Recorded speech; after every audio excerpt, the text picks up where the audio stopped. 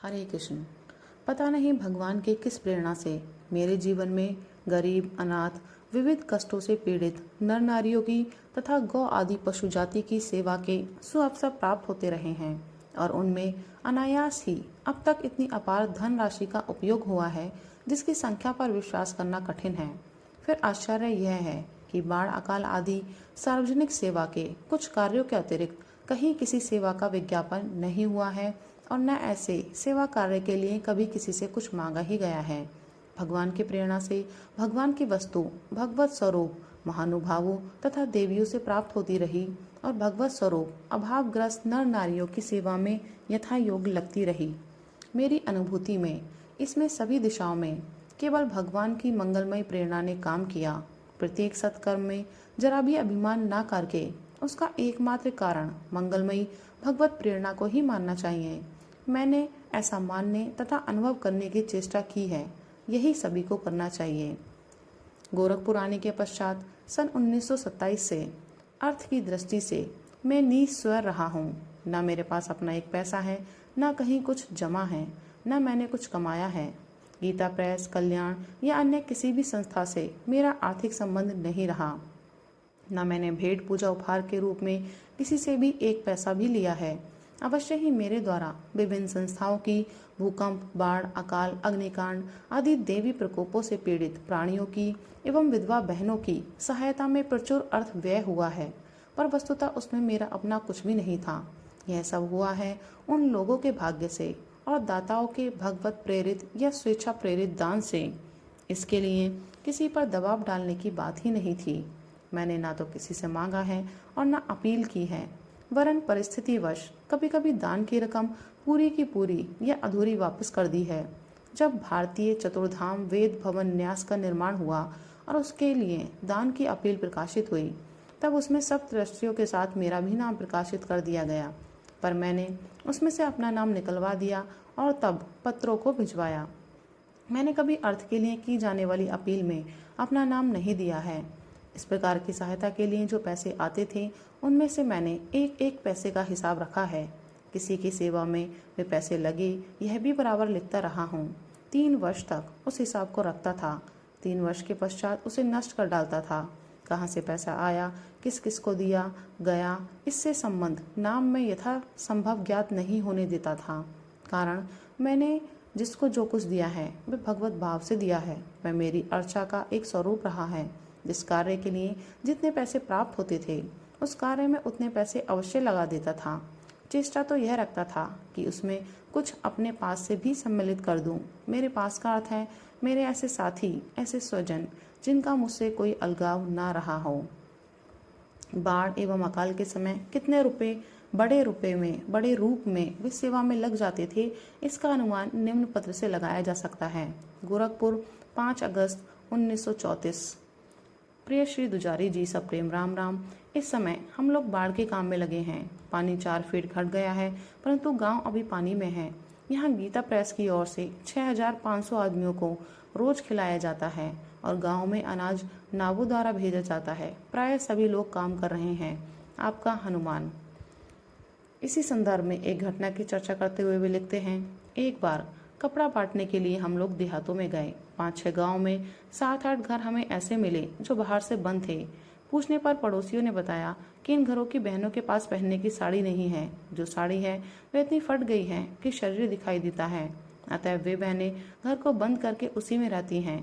आप भीतर साड़ी फेंकिए और आवाज़ दीजिए, वे आपकी साड़ी पहनकर बाहर आ सकेंगी। वैसे ही किया गया। बात सर्वथा सत्य थी। मेरी आंखों में अपने देश की बहनों की ये दुर्दशा देखकर आंसू आ गए। मन में आता है कि यदि हमारी बहनें 400-500 रुपए की साड़ी ना पहनकर 30-40 रुपए की साड़ियाँ पहन लें और जो बचे उसमें भी 5-6 रुपए मूल्य वाली साड़ियाँ खरीदकर 50 बहनों को पहना दें तो कितना अच्छा हो। देश की एक भी बहन नंगी ना रहे। बढ़िया कीमती कपड़े पहनना पाप है। डालमिया दादरी, 11 दिसंबर 1939। प्रिय श्री, सब प्रेम हरि स्मरण भाई यहाँ आए थे। उनको मैंने 500 रुपये की चिट्ठी आप पर लिख कर दी है। सो चिट्ठी देने पर उन्हें 500 रुपये दे दीजिएगा। रुपये चाहे मेरे नाम लिख लीजिए, चाहे प्रेस के। 2-3 महीने में ये रुपये आपको मिल सकेंगे। ऐसी व्यवस्था करने का विचार है। बात यह है भाई, इस समय बहुत ही संकट में है। वह यहाँ मुझसे रुपए मांगने नहीं परंतु घबराकर और सहारा ना देखकर सलाह लेने आए थे। उनकी बात सुनते ही मेरे आंखों के सामने रामायण की चौपाइयाँ मानो मूर्तिमान होकर नाचने लगी। जेना मित्र दुख होई दुखारी, तिन्हई बिलोकत पातक भारी, निज दुख गिरी सम रज करी जाना, मित्रक दुख रज मेरु समाना, जिनके असीमति सहज न आई, ते सठकत हटी करत मिताई, कुपथ निवारी सुपंथ चलावा, गुण प्रकटे अब गुण ही दुरावा, देत लेत मन संक न धरई, बल अनुमान सदा हित करई, विपत्ति काल कर सतगुण नेहा, श्रुति कह संत मित्र गुण एहा, धीरज धर्म मित्र अरुनारी, आपद काल परिखहि चारी। मेरे पास कोई सहायता की आशा से आता है तो उसके सामने आते ही मुझे ऐसा प्रतीत होता है जैसे कर्जदार को महाजन प्रतीत होता है, और जैसे उसका सिर संकोच से नीचा हो जाता है वैसे ही मेरा भी हो जाता है। सहायता के लिए नहीं आया था, यह तो मित्र था, इसका उतना ही अधिकार है जितना मेरा। मैं कुछ कर सकता तो बड़े आनंद से करता, परंतु मेरे पास सिवा उसको भगवान का भजन करने की सलाह देने के और कुछ साधन नहीं है। मैंने यही उसे बतलाया। मुझे उसके घर की हालत पूछनी चाहिए थी परंतु मैंने नहीं पूछी। उसके घर से आए पत्र अकस्मात मैंने पढ़ लिए।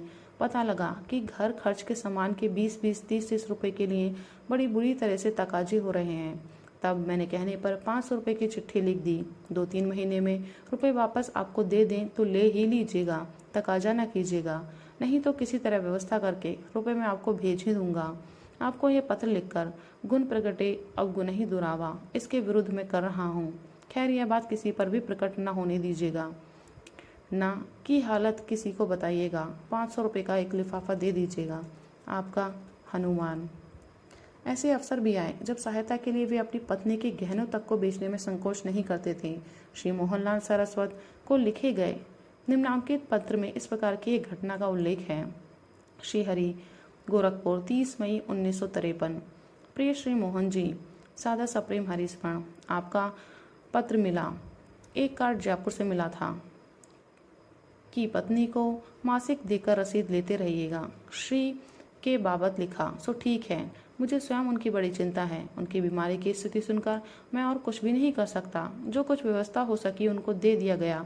भविष्य में 6 महीने के लिए सोचकर 100 रुपये प्रतिमास भेजने की बात उनसे कह दी है। पर आप जानते हैं मैं तो सर्वथा अकिंचन हूँ, मेरे पास पैसा नहीं। दुनिया की आर्थिक स्थिति कितनी कमजोर हो गई है कि पहले लोग अपनी इच्छा से अच्छे काम में पैसा लगाने को कहते थे, अब तो वह सर्वथा बंद हो गया है, कहने पर भी नहीं होता। मैं बम्बई से काम छोड़कर इसलिए आया था कि एक पैसा भी कमाऊंगा नहीं, पैसे का संबंध किसी से रखूंगा नहीं, गरीबी से रहूंगा। लगभग 20 वर्षों तक ऐसा निभ गया। उसके बाद माया के चक्कर में फंसा।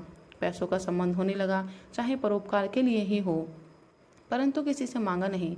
इधर 2-3 वर्षों से मित्रों के, अभावग्रस्तों के आग्रह पर लोगों से कहने का कुछ काम पड़ा। बड़ा कटु अनुभव हुआ, मन में ग्लानि हो गई। कहने पर काम नहीं हुआ, यदि कुछ हुआ तो बड़े भारी एहसान तथा ऋण का बोझ उठाकर। मित्र लोग तथा जिनके अभाव हैं वे इस बात को कैसे समझें। मैं बहुत असमंजस में पड़ जाता हूँ। श्री से कह दिया, पर मेरे पास एक पैसा भी नहीं। प्रेस के रोकड़ से उचंत में लेकर उनको रुपए दे दिए, किंतु अभी तक वे वापस नहीं किए जा सके। पिछले दिनों एक सज्जन को 600 रुपये देने थे। सहायता में कहीं प्रबंध नहीं हुआ। सावित्री की माँ का एक गहना बेचकर दिया। यह स्थिति है। कैसे लेता देता हूँ इसी से आप अनुमान कर सकते हैं। किससे कहूँ, लाभ भी क्या है। इसी से श्री को पत्र नहीं दिया। उनके 2 पत्र आए, एक पहले आया था, दूसरा आज आया। आप उन्हें मेरे नाम लिखकर 100 रुपया दे दीजिएगा। उन्होंने 287 रुपये अंदाज ऋण के लिखे हैं। मासिक खर्च के भी 150 रुपये अंदाज बतलाए हैं और ठंडी जगह जाने की बात लिखी है। बातें तीनों ही ठीक है, पर मैं उन्हें क्या लिखूं। मेरे पास कोई व्यवस्था नहीं है। 100 रुपये महीना तो 6 महीने तक मैं किसी प्रकार भेजता रहूँगा, पर इससे अधिक कुछ भी करने की मेरी परिस्थिति नहीं है। उनके ऋण के रुपए मैं शीघ्र भेज दूं ऐसी मेरी बड़ी इच्छा है, पर जब तक व्यवस्था ना हो तब तक मैं क्या लिखूं। उनके बाहर जाने बाबत भी मैं क्या लिखूं। उनके शरीर पर बुरा असर ना पड़े इसलिए उनको ना लिखकर ये समाचार मैंने आपको लिखे हैं। आप इनका स्पष्ट सारांश उन्हें बता दीजिए। मैं हृदय से उनकी सेवा करना चाहता हूँ, पर कर सकूंगा तभी जब भगवान चाहेंगे। उनको मैं अभी पत्र नहीं लिख रहा हूँ। आपका भाई हनुमान। राधे राधे, हरि बोल।